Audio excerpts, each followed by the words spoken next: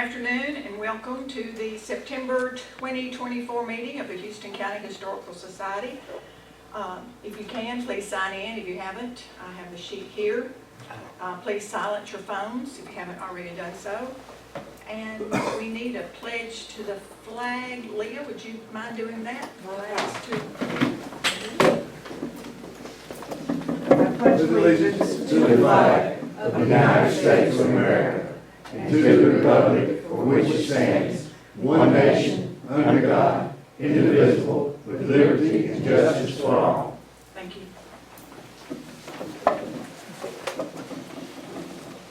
Meeting minutes. Everybody receiving their meeting minutes? Any problems? Any additions, corrections? That was a good picture you had in there.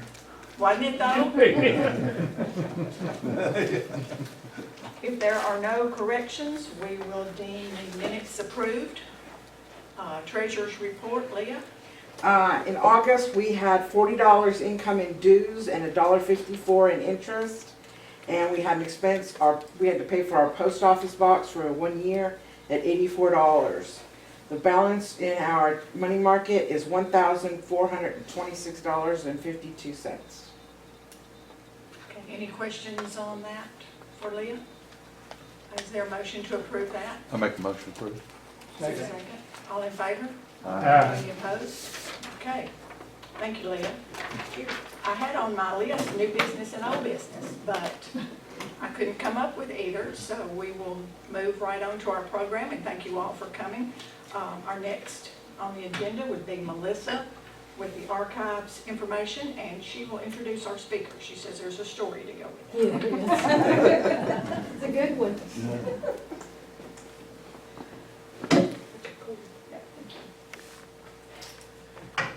Okay, give you an update on the archives. Since last month, I'll tell you about some things that have been donated. Miss Betsy Allegan has been cleaning out.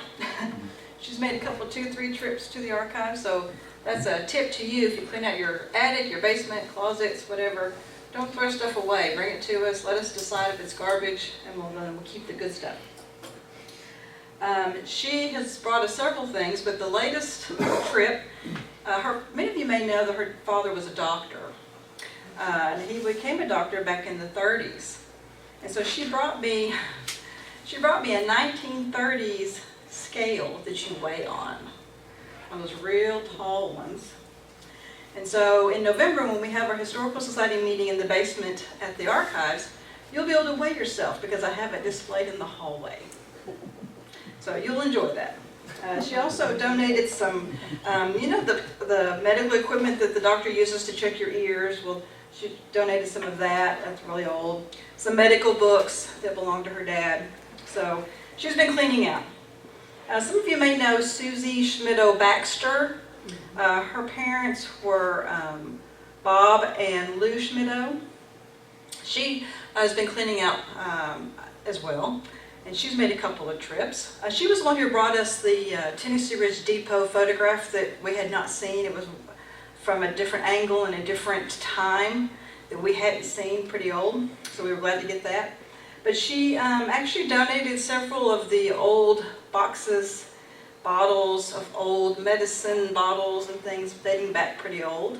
So we have those on display. And various snapshots that she found in her photographs of the Irish celebration that we can add to our Irish celebration collection. So none of you probably will know this person. You might know him because he lives down your way. Ron Robertson. Do that name sound familiar? Okay. There's a story with that too.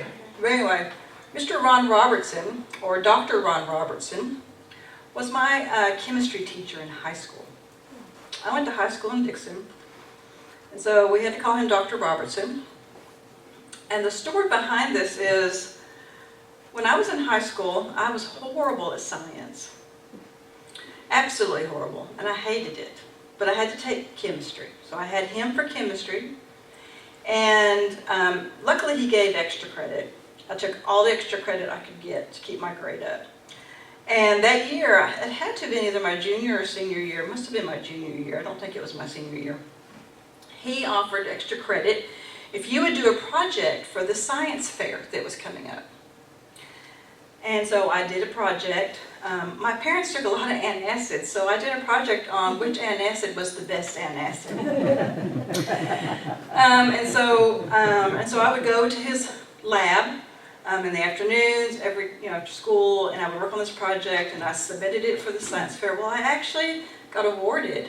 I didn't win, but I got like second or third. And I was a teenage girl at the time, and I wasn't one of his star pupils.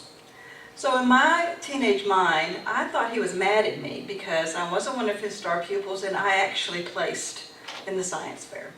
And I didn't feel like he liked me. So fast forward almost 40 years, here comes Dr. Robertson walking into my archives. And I go, oh boy. I'm immediately a teenage girl again. And my teacher has just walked in the room. But anyway, he actually had some things to donate. He had been entrusted with some military records and memorabilia for an Earl Bishop. And an Earl Bishop lived down in Yellow Creek. Ron Robertson lives on Balthorpe Branch Road. Part of his farm is in Dixon County and part of his farm is in Houston County. But he donated a World War I gas mask and a World War I helmet. He also donated a footlocker that belonged to Mr. Bishop. This footlocker has got a date on it of 1940, and it has CCC on it. He was part of the CCC. But he also was in World War II. So he wanted to find a place for these things to go. He also donated a wonderful letter that Earl had written to his parents here in Houston County back in 1918. And it says, somewhere in France, that he was somewhere in France. And I've noticed in World War I, many soldiers wrote that on their letters and mailings, somewhere in France. I don't know if they were not allowed to say where they were, but yeah, so that was pretty neat. I wanted to tell you about a collection that I'm working on, because I'm looking for more if you have anything. Georgia Shelton donated 3 scrapbooks that came from the Erin Business and Professional Women's Club. Now, the Erin Business and Professional Women's Club was established in 1969, January of 1969, and they disbanded in 1985. And the scrapbooks were filled with photographs, newspaper clippings, programs, all kinds of stuff having to do with this club for that period of time. And we also had a couple of ledgers of their meeting minutes. So we have almost their entire meeting minutes for that time period as well. So if you have anything for that group in any of your records, think about us. I actually did a little bit of research, and Minoa, you might know about this particular group, but they had a state level and a national level. They were actually established in 1919. And it's a very interesting story about them being established. So many people that we know were part of this group, many professional women, Sarah Hart, Eve McKinnon, Ruth Shelton. Yeah, I've seen pictures with you in it too. And Miss Carol Lowe, I have a picture tonight. I was asking her if she could recognize someone, and it was herself. So we are actually I'm processing this collection now. It's got some fantastic history of that particular club that isn't anymore. Here locally, now it is still going nationally, I believe, and there's probably chapters, so if you have anything like that. So that's what's going on in the archives.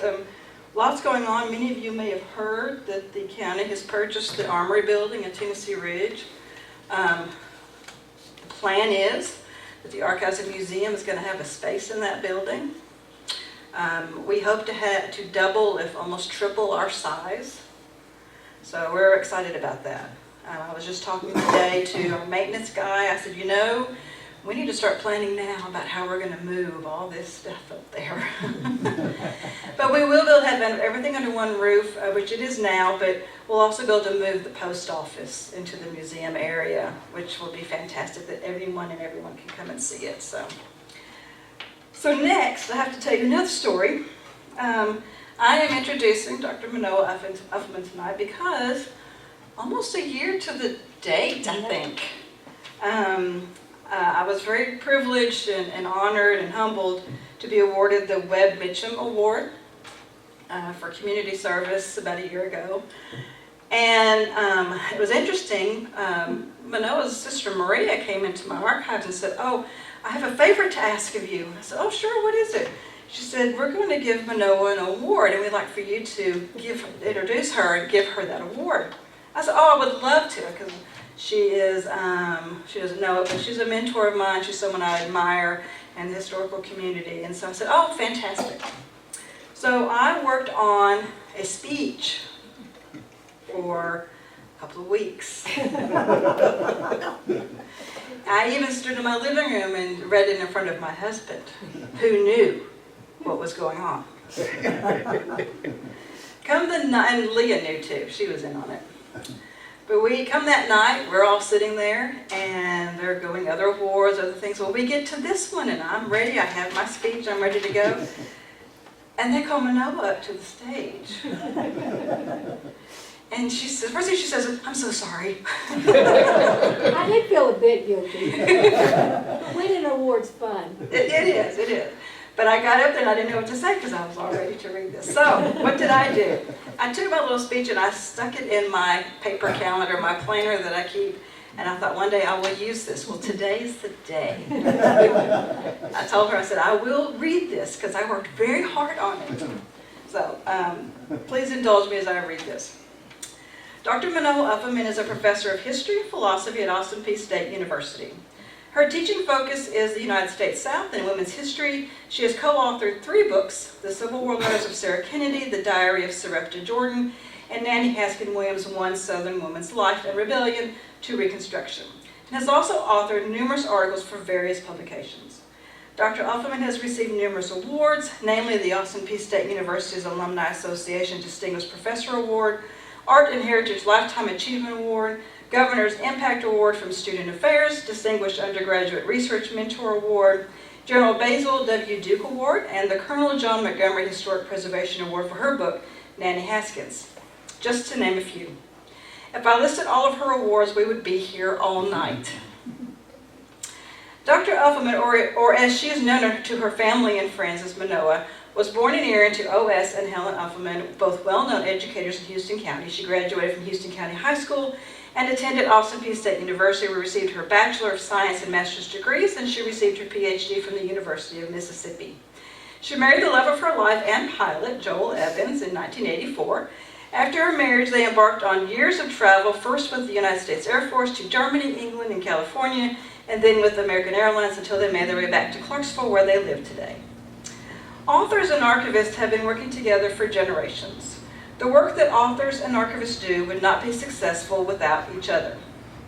Author Sarah Sheridan said, "Without archives, many stories of real people would be lost, and along with those stories, vital clues that allow us to reflect and interpret our lives today." Historian, filmmaker, and author Ken Burns said, "I don't think there has been a film that I've done that hasn't been influenced by archives." Filmmaker and author of African American Women in Political History, Shola Lynch said, "It's important to have a relationship with the people at the archives."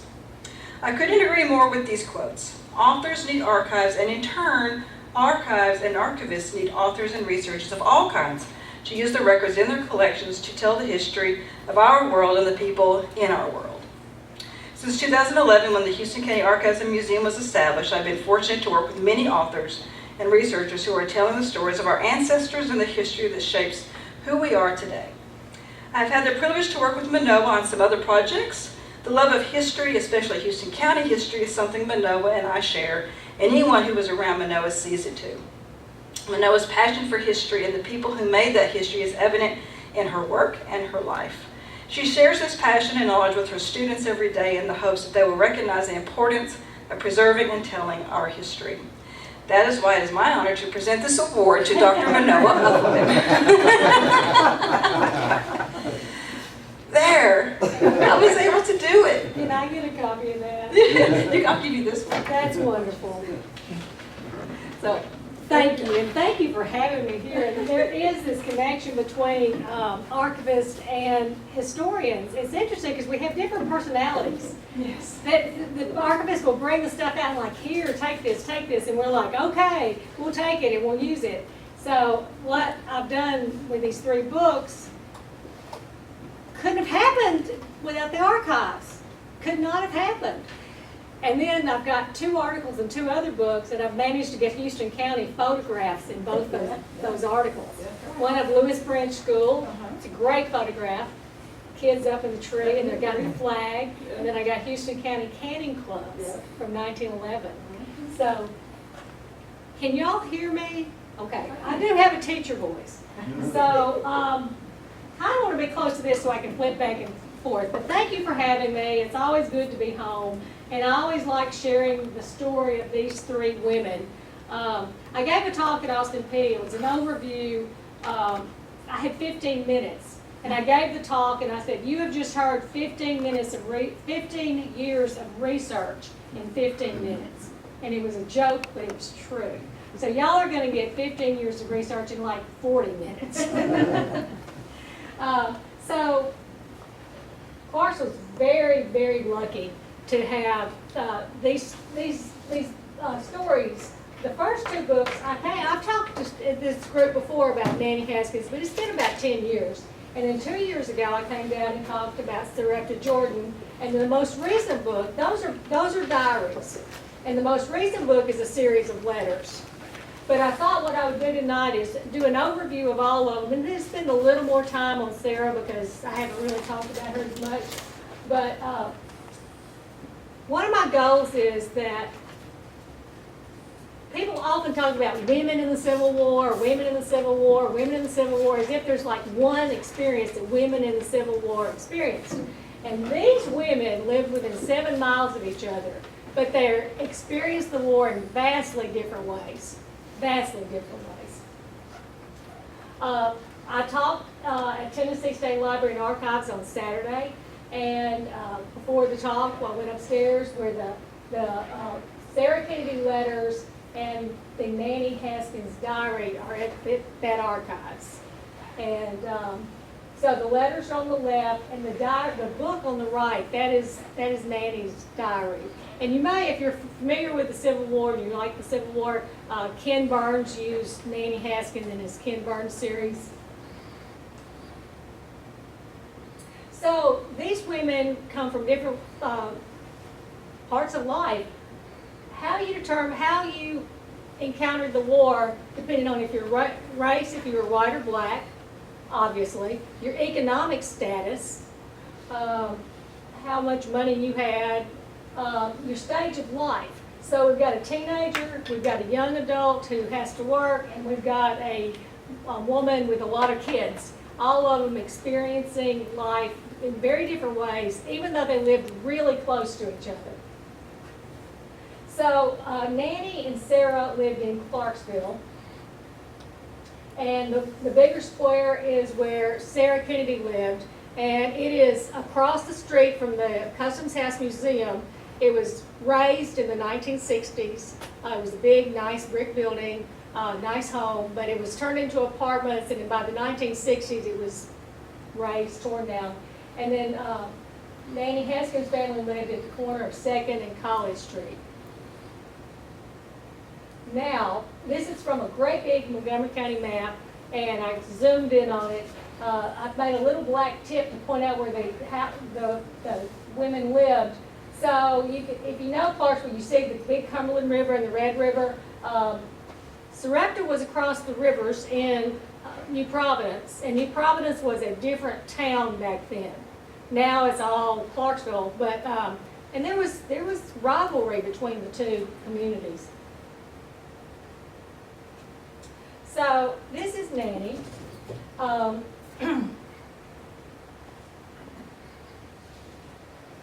going to stick to my script because I know too much about this, and like I told somebody earlier, I'll start chasing rabbits and I won't get finished. But this is Nannie Haskins. This is the school she went to, which is Clarksville Female Academy, and those are her friends she took pictures with. Nannie was a teenager from an elite family, and her father was a physician. There's 2 parts of the diary. There's the Civil War part and the post-Civil War part.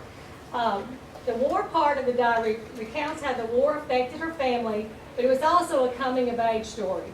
Despite 2 brothers fighting for the Confederacy, she was concerned with friendships both with girls and especially with boys. She went to parties, dances, recitals, and she took lessons at home because the schools closed. Because of her elite status, she performed no labor. She didn't do chores. Still, her life was not carefree.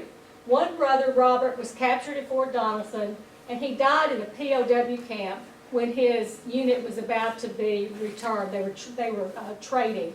But anyway, that brother died. The other brother was captured after Gettysburg, and he spent the rest of the war as a POW.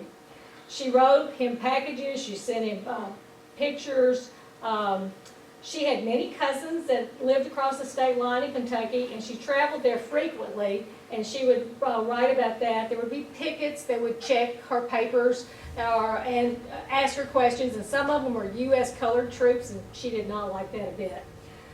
Slavery was over when she began her diary. The family slaves had already left, but her family hired contrabands from the local camps as servants. Her school had closed during the war, Clarksville Female Academy, but she kept up her studies and she learned French and she took piano lessons and she just had a very nice education. She even had a very triumphant performance at a recital. This is the diary. It's in the archives in Nashville.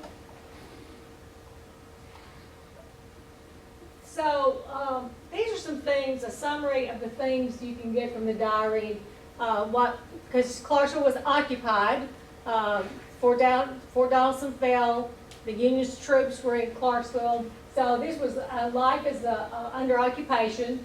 Her friendships, the parties, the dances, the effect of the death of her brother on the family, and local travel, because Clarksville was under occupation and Kentucky was in the Union, but it's like the state line didn't even exist.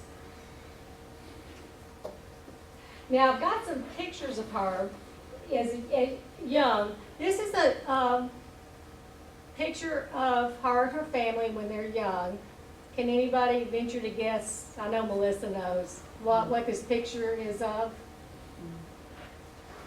The little girl they're holding is deceased.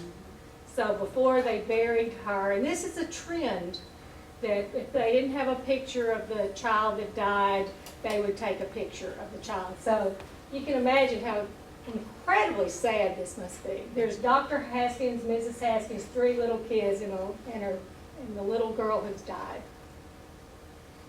1855. Robert is on the bottom right.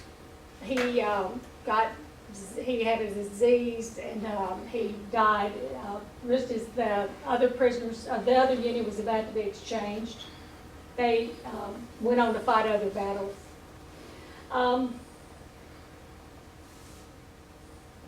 There was a distant cousin named Henry, and while the young men were away at war, Nannie was courted by this older cousin named Henry, whose wife had recently passed away. I mean, very recently.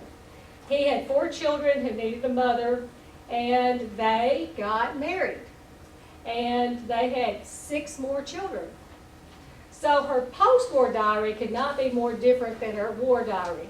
She wrote as a mother and a stepmother of 10 children. She performed lots and lots and lots of labor. She was worried about debt because this was the post-Reconstruction South. The worry of the crippling debt caused her to have all sorts of anxiety. Henry had been the largest slaveholder in Todd County, Kentucky, but he lost his human property and then he had to hire laborers.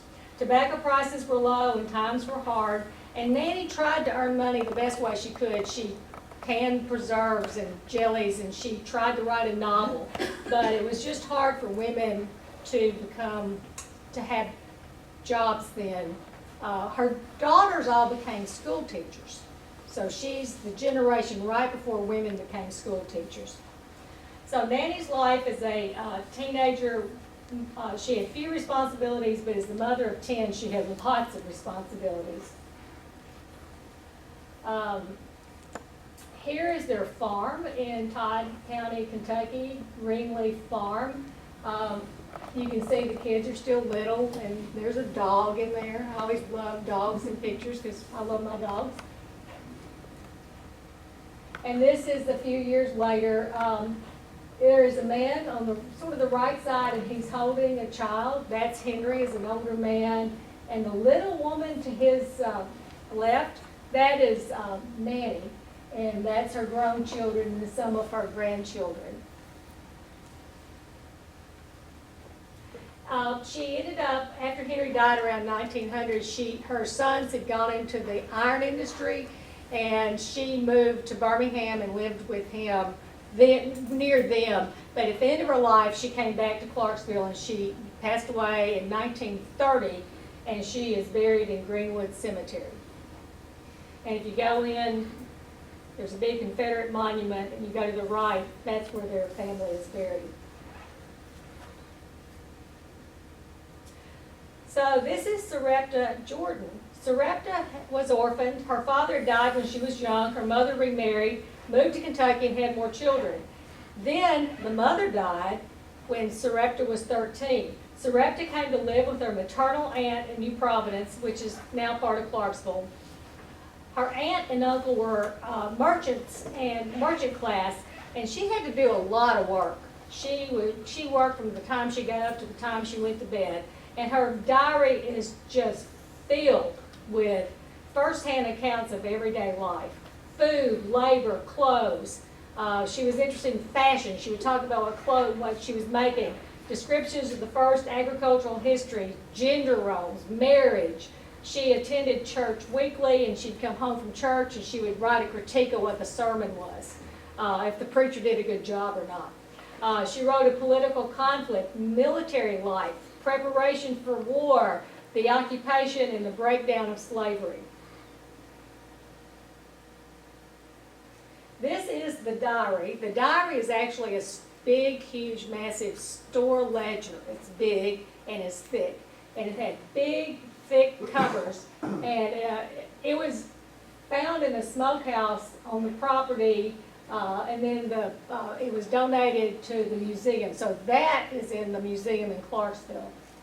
And her great-granddaughter worked on it for years and years and years to transcribe it. It was a massive, massive undertaking. So this is the kind of thing, this is another angle, and this is just all the different things in there. It's just astonishing how much she wrote, given how busy she was. So while she was, during the war, she was courted by 3 men. 2 were her age and 1 was an older widower. The young men left for war and 1 man died. Then she suffered another personal tragedy. Clarksville had this huge celebration, music, food, speeches, politicians, the bands, to see the Confederate soldiers off to war. And while they were at this big celebration, the aunt just literally dropped dead. Well, she was just devastated because this was her only family member, really. And the uncle immediately started courting a neighbor woman. And when he married the new woman, the new wife did not want Serepta in the house. So Serepta didn't have very many options, and she married this man. She married B.B. Homer. And he was about 20 years older than her. She did not seem to like him. I was going to say that backwards. She did not seem to love him, and we don't even think she liked him very much. But she did marry him. And then they had 4 children. 3 of them lived to adulthood, and the little boy died at age 2.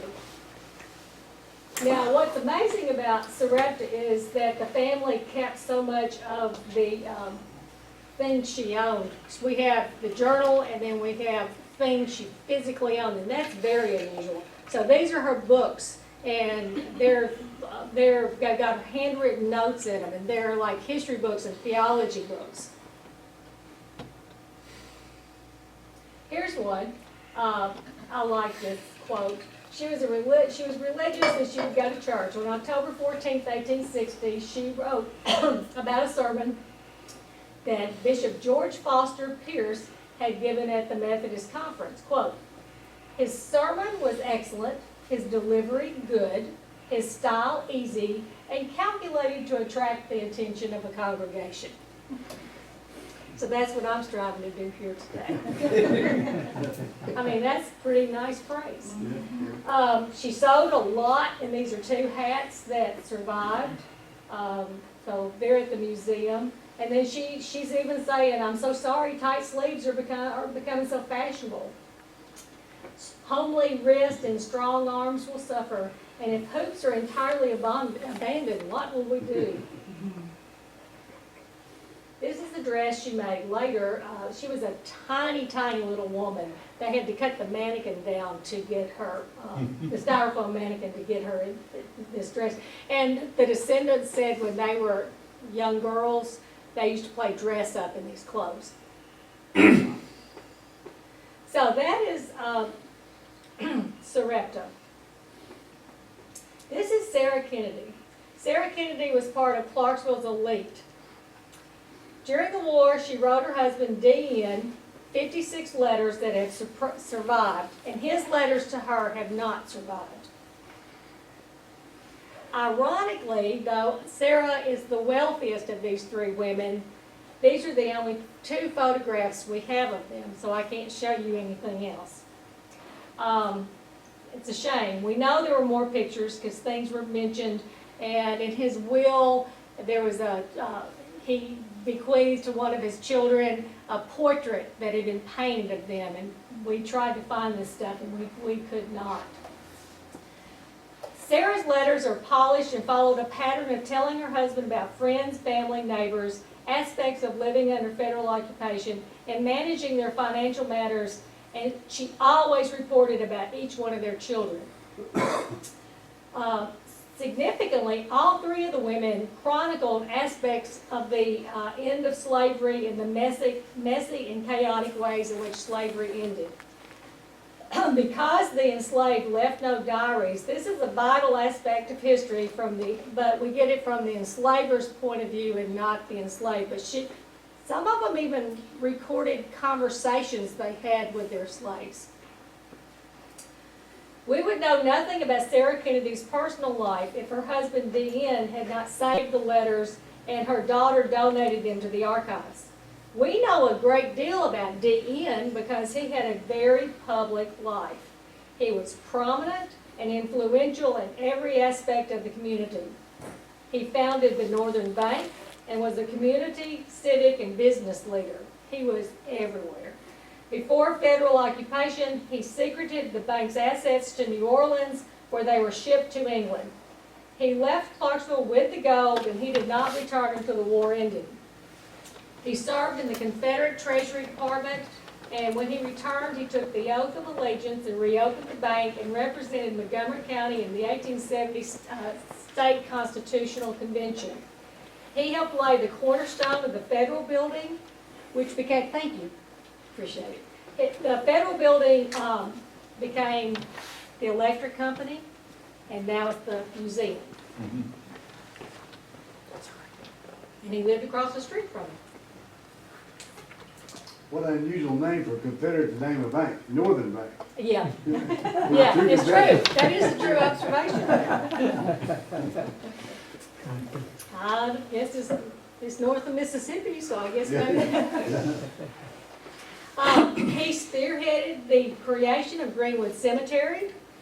He spearheaded the creation of the Confederate Monument. He worked in insurance. He helped get a rail line to Clarksville. He was an elder in the Presbyterian Church. And in 1901, and the university then was Southwestern, and it was part of the Presbyterian Church. They wanted to move from Clarksville, and he, at age 80, led the fight to keep Southwestern in Clarksville, and he did manage to do that. However, it did leave in 1925. It moved to Memphis, it became Rhodes, and then Austin P was established, and back then it was Austin P Normal School. So let me ask you, do you know what a normal school is? It's a teaching school. I loved it. I graduated from a place called, it was a normal school. So he was everywhere, and he was in the paper all the time. While Sarah was his partner and his helpmate, her life was private. The saying that a lady only has her name in the paper 3 times in her life, birth, marriage, and death, was true of Sarah. When the war started, Sarah and Dean had been married 18 years. Tragically, they had buried their first 3 children in 2 years. Then she had 6 more. She adored and respected her husband beyond measure. She often addressed him as their, quote, presiding genius. And she meant it. It was not sarcasm, as my husband would expect it to be if I said that. In the early letters, Sarah and the children were living at a farm in Cloverlands, which was near the Kentucky state line. It seems that they had hastily left when the federal troops were coming, and when they feared occupation. They rented their house out to a unionist family, so that happened, and they left their slaves at the house. By August, Sarah returned to the large house with the children, Jimmy, Nudie, Mary, Sarah, Clara, and Ellen, joining the enslaved Aunt Lucy, Phil, Tom, Fanny, Cheney, and Patsy. Sarah was in charge of her family, running the household, including managing the expenses and organizing the labor of the enslaved. She hired out different slaves and contracted with other owners for slaves to meet her needs. She also managed a number of rental properties. She wrote to Dean of how she secured food and fuel, often telling him quantities and the amount she spent. As the war progressed and the scarcities developed, she related to him the inflated costs that she was forced to pay. Because the occupying forces appropriated goods, she thought it prudent to buy supplies in smaller quantities as needed so they would not be lost in one fell swoop. She wrote of her family's business interests and became increasingly concerned about the financial losses that freedom for her enslaved people would bring. And when she realized that selling the slaves had become impossible.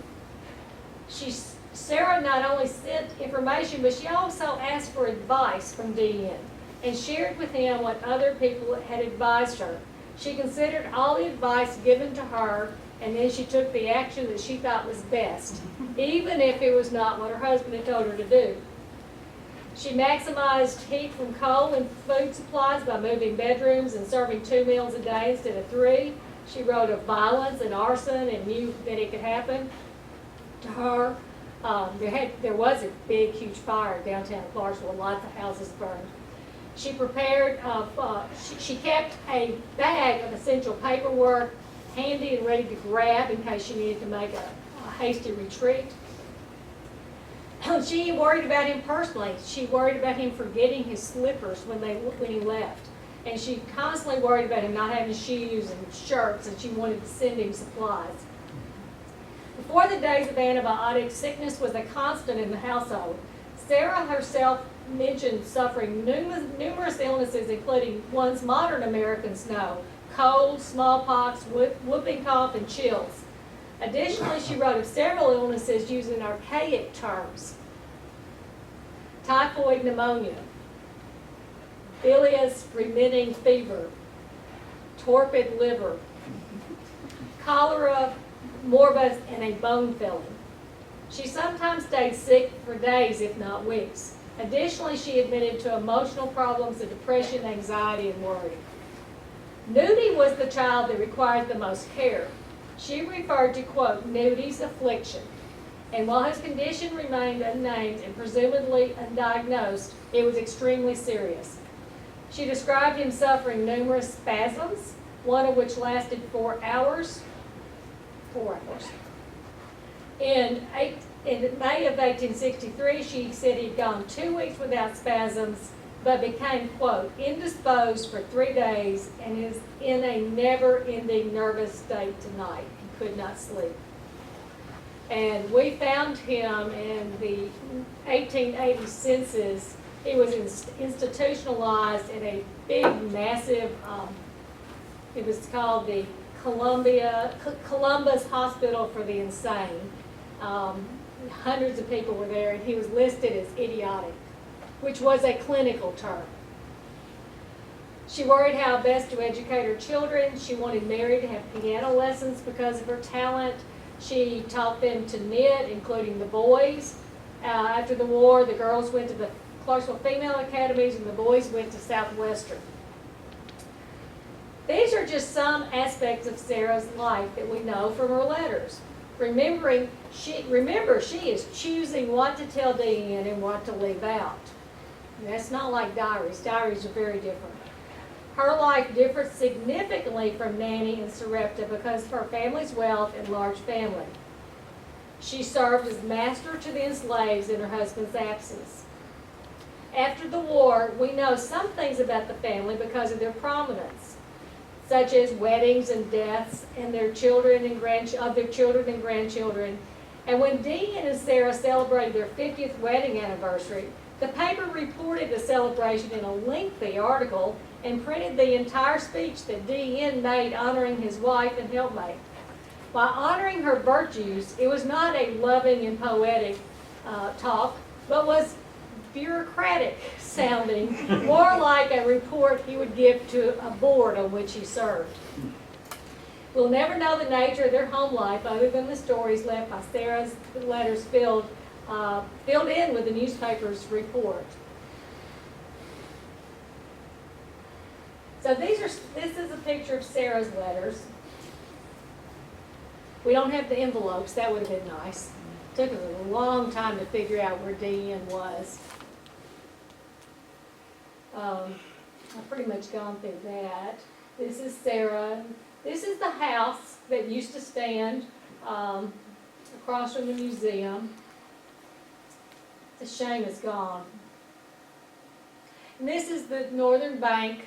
And some of y'all are probably old enough to remember the Northern Bank, their slogan used to be the oldest bank in Tennessee.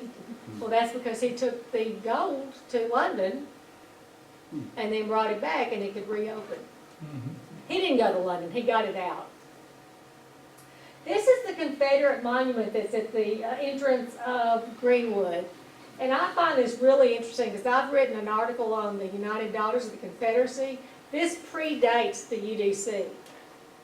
The UDC is not formed until 1896, so this is 3 years before. So he's anticipating this need to commemorate. And the paper said there were 5,000 people there that came to the dedication. This is the big, huge monument that is in Greenwood. Of course, he helped get it started. Now, get a load of this. See that tree?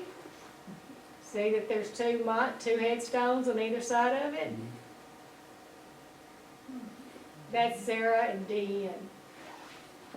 I find it shocking that the caretakers of Greenwood Cemetery allowed that to happen to the founder, because you know what's going on down there with those roots.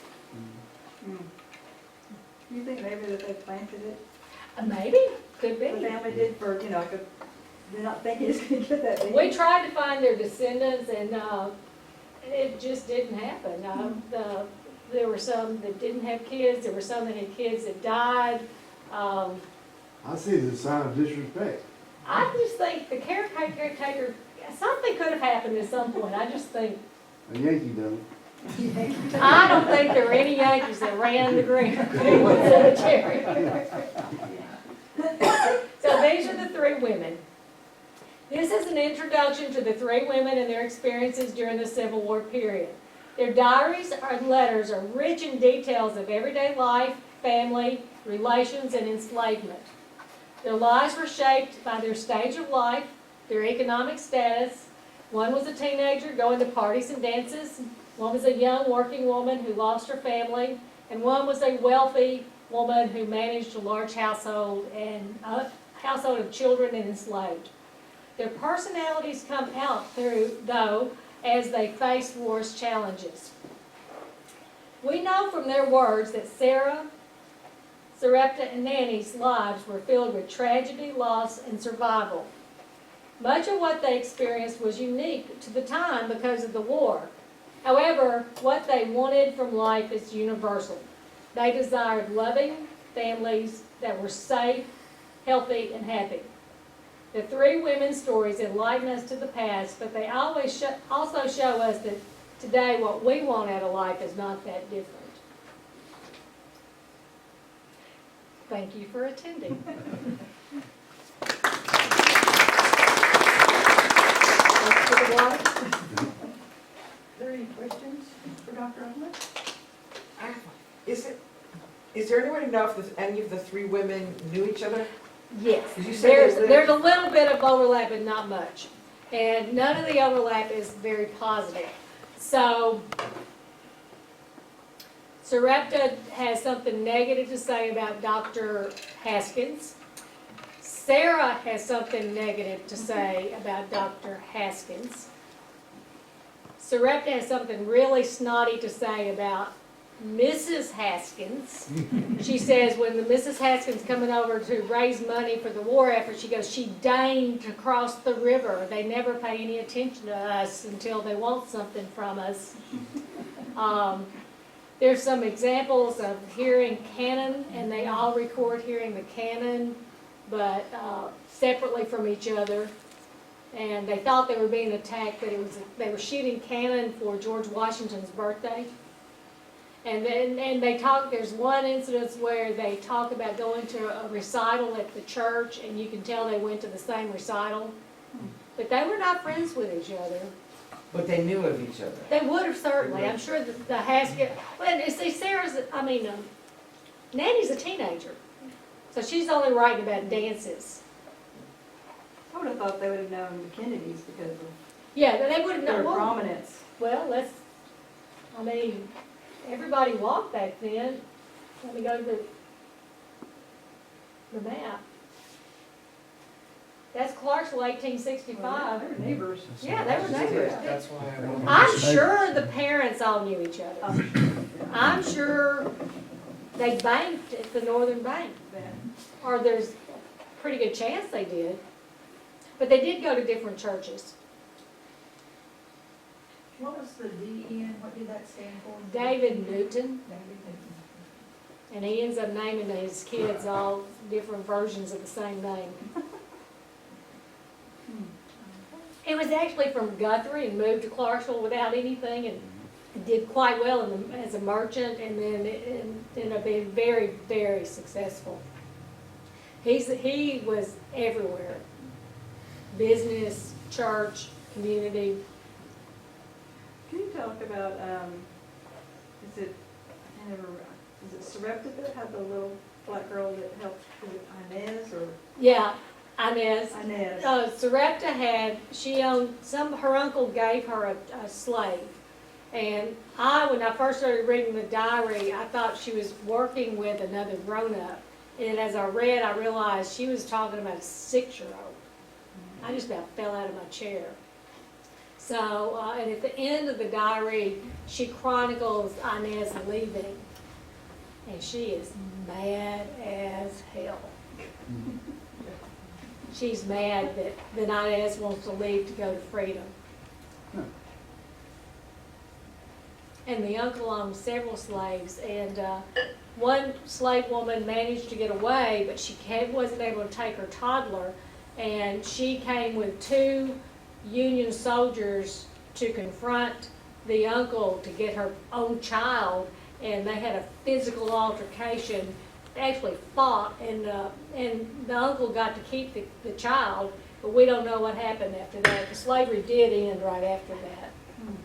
So it was not, it wasn't like the Union troops walked up and said, okay, everybody's free, and then it happened. Sarah's letters chronicles as each slave left and when they left and where she thought they went. Because she'd say, I heard one of them went to Cincinnati. So there was a network of information going on. And how many letters were there, Sarah? 53. It's amazing that, first of all, you could get a whole book out of 53 letters, but so you get so much information out of 53 It's the letters. thinnest of the books. Yeah. It was pretty easy to, we had to take 100 pages out of Serepta because it was so long. The press told us they could publish everything, but nobody could afford to buy it. So we it was really hard. We wanted to keep the integrity of the diary with the same mix of information. So that was hard. Tell us about the ladies that helped you with these Well, projects.